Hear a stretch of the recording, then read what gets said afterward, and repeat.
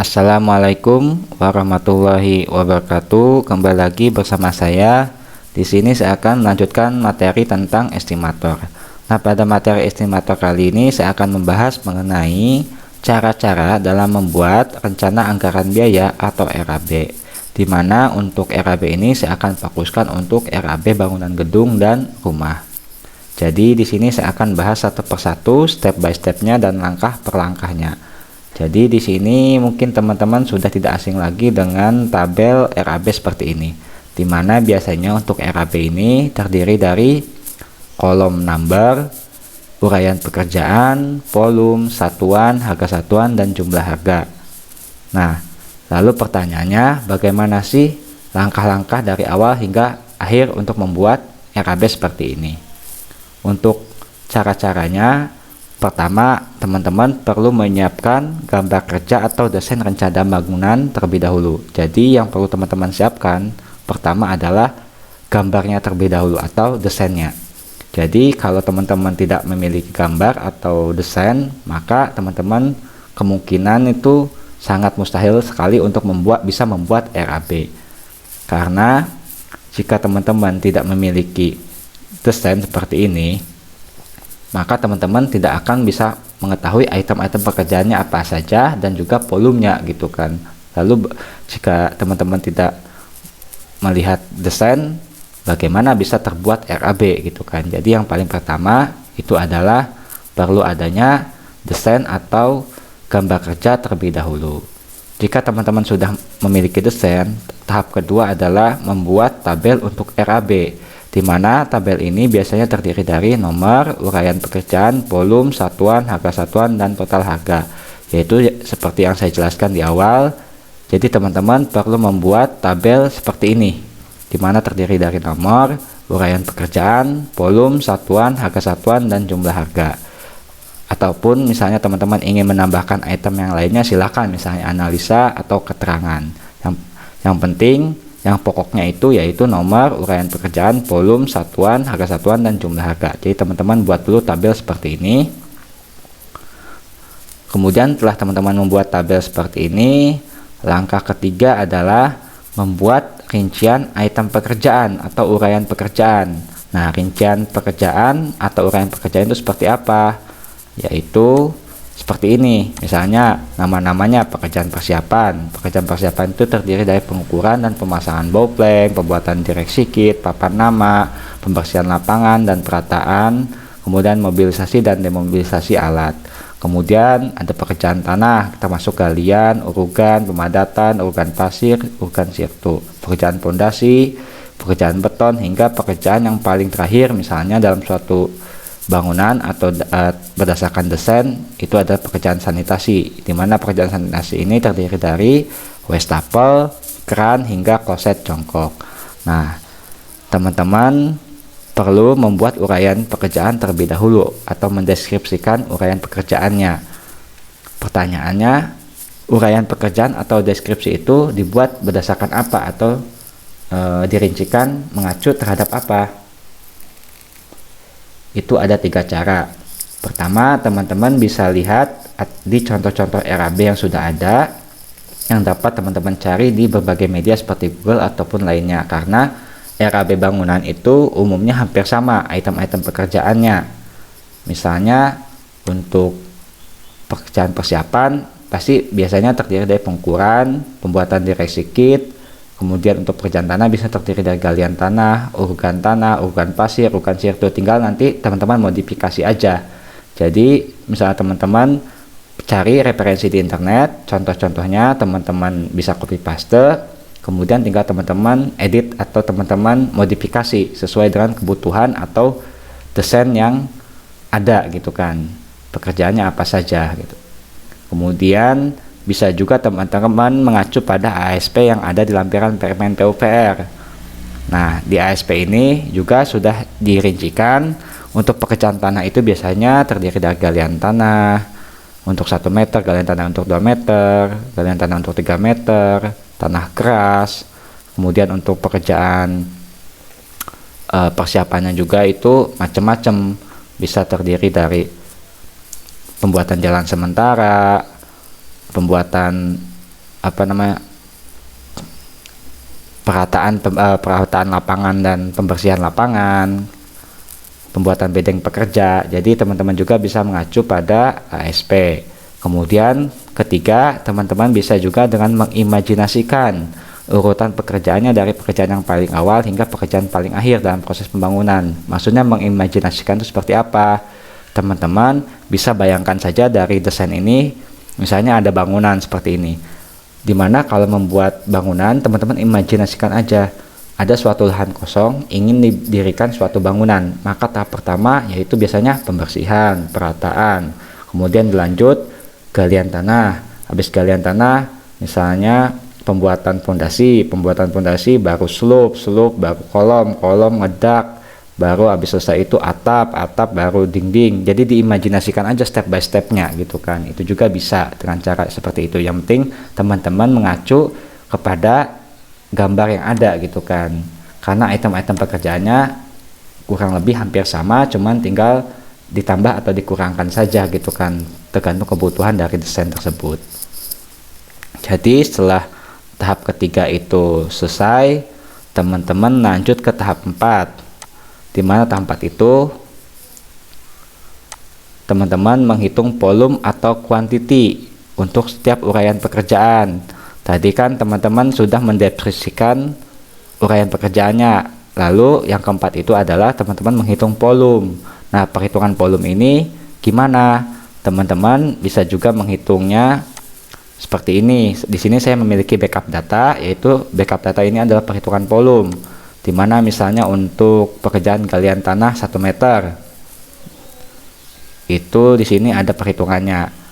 Galian tanah itu terdiri dari footplate. Itu bisa teman-teman lihat dari desain juga. Misalnya di sini untuk pekerjaan galian tanah. Nah, di sini ada footplate. Footplate itu terdiri dari F1, F2, kemudian ukurannya juga di sini ada F1 disetelkan di sini, ukurannya ada 2 kali 2. Jadi teman-teman bisa hitung, dimana 2 kali 2 ketebalannya adalah 30 cm. Jadi bisa teman-teman hitung volume kuantitinya, bisa teman-teman hitung di oret-oret, tulis tangan, ataupun teman-teman dibuat rapi seperti ini menggunakan backup data. Di sini kan tadi F1 panjangnya 2 meter, lebarnya 2 meter, tingginya 2,8 untuk galian tanah. Kenapa 2,8? Di sini karena dari tanah asli MTA itu minus 30 sampai yang ke paling bawah itu 2,8. Jadi kita asumsi galian dari awal sampai akhir, karena di sini ada elevasi lantainya 0, itu misalnya 2,8. Tinggal kita hitung saja. Di sini volumenya adalah untuk FP1 itu adalah 313,60 meter kubik, karena ada jumlahnya ada 28. Di sini teman-teman tinggal hitung aja. 1, 2, 3, 4, 5, 6, 7, 8, 9, 10 sampai jumlahnya ternyata ada 28 buah. Jadi itu adalah contoh perhitungan volume. Teman-teman juga bisa lihat di contoh-contoh estimator materi di estimator saya mengenai contoh-contoh perhitungan volume. Nah, jika teman-teman sudah menghitung seluruh pekerjaan volumenya atau kuantiti uraian pekerjaannya, kemudian teman-teman lanjut ke tahap 5, yaitu teman-teman menyusun analisa harga satuan sesuai dengan uraian pekerjaannya. Nah, maksudnya gimana untuk analisa satuan? Jadi teman-teman tadi kan sudah membuat uraian pekerjaan, teman-teman sudah menghitung volume, kemudian baru membuat analisa. Jadi teman-teman harus membuat analisa seperti ini. Untuk ini fungsinya nanti untuk menghitung harga satuan yang nanti kita masukkan ke dalam harga satuan ini. Nah, analisa-analisa ini didapat dari mana? Teman-teman juga itu bisa mengacu ke 3 cara, yaitu bisa mengacu pada ASP yang ada di lampiran Permenpo PR seperti ini.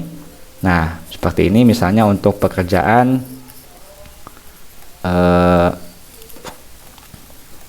pemasangan boplank. Di sini kan sudah ada analisanya sendiri. Pekerja itu butuh 0,1, tukang kayu butuh 0,1. Jadi untuk memasang 1 meter lari boplank itu analisanya seperti ini. Jadi tinggal teman-teman copy paste atau teman-teman masukkan atau teman-teman buat di Excel persis seperti ini. Nah, persis seperti ini. Kemudian di input semuanya sesuai dengan uraian pekerjaan. Misalnya di sini butuhnya pengukuran dan boplang, maka di sini pengukuran dan boplang. Terus kedua, teman-teman butuh pembuatan direksi kit, karena direksi kit ini saya nggak analisa, saya buat perkiraan. Misalnya di sini butuh pembersihan lapangan dan perataan, teman-teman juga buat analisa pembersihan lapangan dan perataan. Juga teman-teman membuat misalnya di sini galian tanah. Jadi analisa ini disesuaikan dengan kebutuhan uraian pekerjaan yang ada di RAB. Nah, itu untuk dari mengacu pada ASP. Nah, untuk ASP ini dapat digunakan untuk proyek pemerintah ataupun proyek swasta atau pribadi. Nah, biasanya untuk proyek pemerintah itu biasanya teman-teman diwajibkan menggunakan ASP dari lampiran Permen PUPR. Tetapi tidak menutup kemungkinan proyek-proyek swasta atau proyek-proyek pribadi pun bisa menggunakan ASP gitu kan. Jadi ini untuk tahap pertama. Karena di sini saya kebetulan proyeknya ini adalah proyek pemerintah, yaitu pembangunan kantor pengolah milik salah satu dinas di Kabupaten Purbalingga. Ini adalah pure proyek pemerintah, makanya analisa yang saya buat ini hampir semuanya adalah menggunakan ASP dari lampiran Permen PUPR. Nah, kedua, teman-teman juga bisa mengacu menggunakan analisa sendiri, yaitu analisa yang dibuat berdasarkan pengalaman dan pengamatan di lapangan secara langsung. Nah, jika teman-teman pernah melihat tutorial saya sebelum-sebelumnya tentang estimator, saya sering membahas mengenai analisa sendiri. Nah, analisa sendiri ini biasanya kontraktor saat proyek swasta, misalnya proyek developer perumahan ataupun rumah-rumah pribadi, itu biasanya kontraktor itu memiliki analisa sendiri yang dimana dibuat berdasarkan pengalaman dan pengamatan kontraktor tersebut selama menjalankan proyek sebelum-sebelumnya. Itu dianalisa, kemudian dibuat rangkumannya, kemudian dibandingkan, jadilah analisa sendiri. Itu kan mungkin ini proses pembuatan analisa sendiri ini. Mudah-mudahan next time saya bisa bahas secara total pembuatan analisa sendiri ini. Tetapi jika teman-teman pure 100% analisanya itu menggunakan analisa sendiri, itu hanya boleh digunakan untuk proyek swasta atau pribadi, tidak boleh digunakan untuk proyek pemerintah kalau analisanya pure 100% analisa sendiri. Nah, contohnya misalnya di sini analisa sendiri. Ini saya memiliki analisa sendiri, yaitu contohnya untuk pekerjaan plester lantai per 1 meter kubik komposisi 1:4. Nah, kebetulan pekerjaan plester lantai itu di ASP Permen PUPR itu tidak ada, itu kan. Yang ada itu hanya plester dinding dan juga lantai kerja beton, dimana di sini saya di analisa sendiri ini satuannya pengen 1 meter kubik. Tapi kalau di Permen PUPR itu adanya plester dinding, dimana plester dinding ini juga satuannya meter persegi. Kebetulan ada di Permen PUPR itu lantai kerja beton. Ini sama dengan block screed atau plester lantai, tetapi di sini menggunakan kerikil, dicor. Sedangkan saya tidak ingin dicor, hanya komposisi semen pasir, makanya saya buat analisa sendiri. Dimana untuk item pekerjaannya sama, yaitu tenaga, bahan material, peralatan, profit, dan harga satuan. Yang membedakan hanya di koefisiennya saja.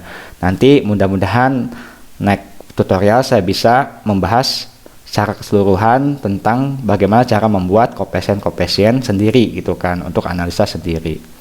Kemudian teman-teman juga bisa menggunakan gabungan ASP di lampiran Permen PUPR dengan analisa sendiri. Nah, ini adalah gabungan. Itu boleh digunakan untuk proyek pemerintah dan swasta. Jadi proyek pemerintah pun boleh menggunakan ASP dan analisa sendiri, tetapi tidak boleh menggunakan analisa sendiri itu 100%, tetapi harus mayoritas tetap menggunakan ASP di lampiran Permen PUPR. ASP lampiran feromon ini harus dominan. Analisa sendiri ini hanya untuk melengkapi ketika ada item pekerjaan atau uraian pekerjaan di ASP pemerintah ini yang tidak ada gitu kan. Misalnya kayak tadi contohnya pembuatan plester lantai itu kan tidak ada, boleh menggunakan analisa sendiri. Jadi ini adalah penggabungan, boleh digunakan untuk proyek pemerintah dan juga boleh digunakan untuk proyek swasta dan pribadi. Nah, ketika teman-teman sudah menyusun analisa harga satuan, tahap ke-6 itu adalah teman-teman membuat analisa harga upah. Jadi teman-teman membuat analisa harga upah. Di sini analisa harga upah yaitu seperti ini. Nanti ini fungsinya harga-harga ini dimasukkan di sini di kolom harga upah, karena di analisa itu kan harganya kosong. Nah, harga ini didapat dari mana? Yaitu kita analisa sendiri harga upahnya. Harga-harga ini kita analisa sendiri. Nah, analisa harga upah ini saya juga membuat analisa sendiri, di mana analisa harga upah itu bisa terdiri dari dua cara.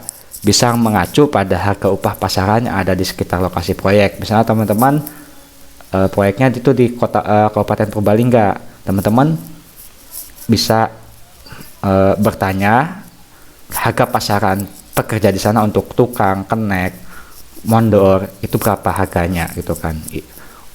Itu bisa dengan cara mengacu pada harga pasaran. Tetapi jika teman-teman tidak bisa atau tidak menemukan harga pasaran di lokasi proyek, teman-teman bisa diestimasikan menggunakan harga UMR yang disesuaikan dengan kabupaten atau kota tempat beradanya proyek. Nah, itu perhitungan seperti ini. Ini di sini kebetulan saya menggunakan analisa harga upah untuk cara UMR, di mana misalnya ini kan proyeknya ini tahun 2019, di mana tahun 2019 ini kebetulan harga UMR di Kabupaten Purbalingga adalah 1.788.500. Nah, di sini karena proyek itu kan biasanya Senin sampai Sabtu kerjanya, berarti 6 hari per minggu. Berarti total harga hari dalam satu bulan itu adalah 25 hari. Maka tinggal saya bagi harga UMR dibagi 25 hari, maka ada harga batas minimum yaitu 71.540. Biasanya ini yang minimum itu saya gunakan untuk pekerja atau kenek, kemudian saya bulatkan jadi 75.000, karena angkanya kan biasanya penggajian itu kan nominalnya bulat, tidak pecahan seperti ini gitu kan. Nah, berarti yang penting teman-teman harganya itu tidak di bawah UMR atau minimum UMR per hari. Kemudian ini dilanjutkan analisanya untuk tukang mengacu terhadap harga minimumnya, kemudian kepala tukang dan mandor. Nah, ini materi ini untuk analisa UMR ini sudah pernah saya bahas di tutorial estimator sebelumnya. Silahkan teman-teman cari bagaimana cara membuat analisa harga upah pekerja. Nah, jika teman-teman sudah membuat analisa harga upah, kemudian teman-teman membuat daftar harga bahan atau material, di mana untuk daftar harga bahan atau material ini bisa teman-teman cari atau lihat harga pasaran di media online seperti Google atau di marketplace, karena sekarang udah open access. Jadi teman-teman bisa mencari harga-harga semen itu di online pun ada gitu kan, kisarannya gitu kan. Itu bisa dengan cara seperti itu.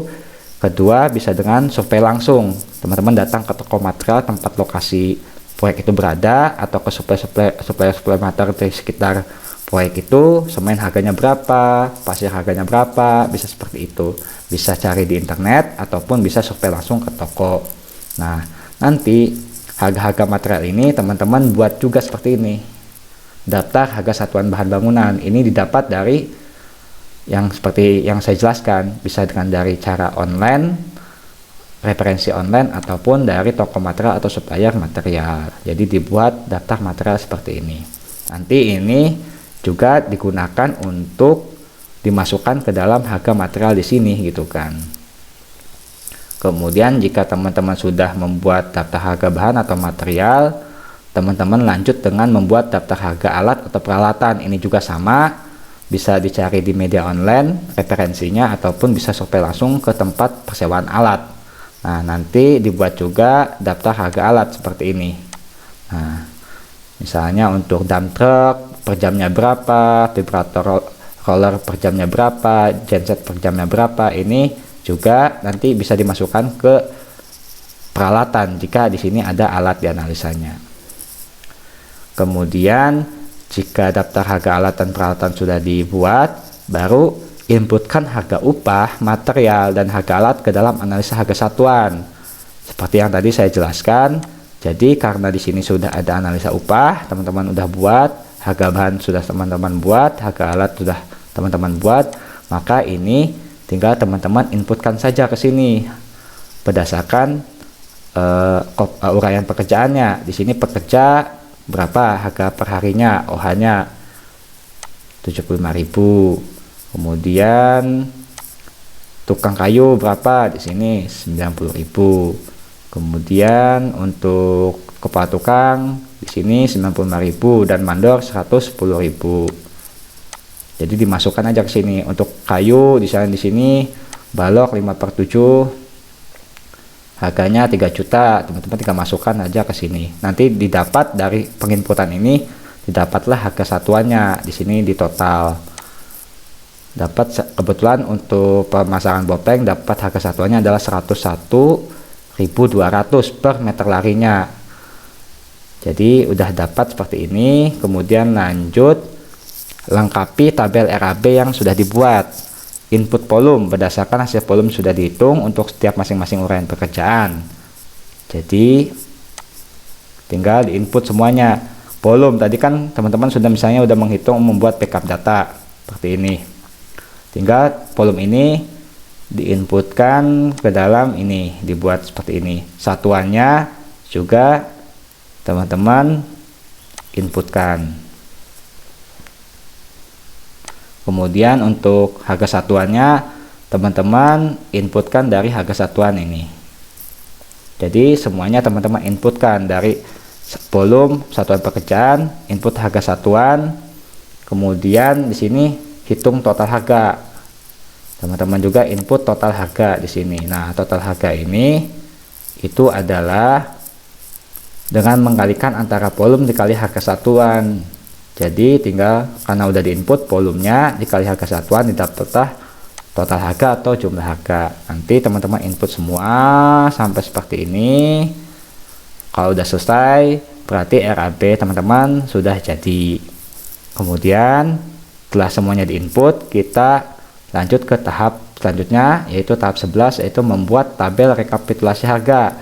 Tabel rekapitulasi harga ini didasarkan atas total harga untuk setiap kelompok uraian pekerjaan. Setiap kelompok ya. Jadi di sini kan sudah teman-teman inputkan. Di sini ada kelompoknya. Kelompok persiapan terdiri dari bopleng dan lain-lainnya. Pekerjaan tanah terdiri dari galian tanah, sirtu dan lain-lainnya. Pondasi terdiri dari batu belah dan unstamping. Nah, di sini kan ada subtotal per kelompoknya. Nanti teman-teman buat rekapitulasi seperti ini. Pekerjaan persiapan totalnya 62 juta dari sini. Kemudian galian tanah totalnya 224 juta. Galian tanah, pekerjaan tanah itu 224 juta. Pondasi 145 seperti ini. Jadi tinggal diinputkan rekapitulasinya. Setelah diinputkan, teman-teman totalkan semua harga pada rekapitulasi harga yang dibuat. Jadi setelah ini diinputkan semua, teman-teman totalkan. Jadi ini dijumlahkan semua, didapatlah proyeknya ini totalnya 5.233 juta sekian-sekian. Nah, setelah ini dijumlahkan, kemudian jangan lupa teman-teman masukkan nilai pajak pertambahan nilai atau PPN dengan cara total seluruh harga dikali PPN. Kebetulan pada tahun 2019 PPN itu masih 10%, makanya tinggal 10% dikali total harga ini dapatlah 523 juta. Nah, setelah PPN ini ditambah, kita lanjut dengan menghitung total seluruh harga ditambah PPN. Jadi total seluruh harga ditambah nilai pajak. Jadi tinggal jumlah total ini ditambah PPN, dapatlah 5.767.069.932,55 untuk proyek pembangunan gedung pengelola berdasarkan desain ini gitu kan. Itu membutuhkan biaya sebanyak ini. Tetapi kan karena ini bilangannya pecahan, kita bulatkan. Dibulatkan ini biasanya dihilangkan 3 angka di belakang untuk ratus-ratusannya, jadi tinggal 5.757.069.000. Nah, ini adalah langkah-langkah pembuatan RAB. Di sini ada rekapitulasi, ada RAB-nya dengan tahapan-tahapan yang sudah saya buat. Di sini ada analisa upah, ada daftar harga bahan bangunan, harga alat, dan analisanya seperti ini. Jadi itu adalah langkah-langkah pembuatan RAB. Nanti contoh RAB ini juga desainnya dan juga materi PDF ini itu akan saya share di link deskripsi. Silakan bagi teman-teman yang ingin belajar, di download aja materinya. Semoga apa yang saya jelaskan tentang pembuatan RAB ini bisa mudah dipahami dan dimengerti. Jadi teman-teman setelah melihat tutorial ini, bisa teman-teman aplikasikan caranya untuk membuat RAB bangunan dan rumah. Jadi sekian tutorial yang bisa saya sampaikan dan terima kasih.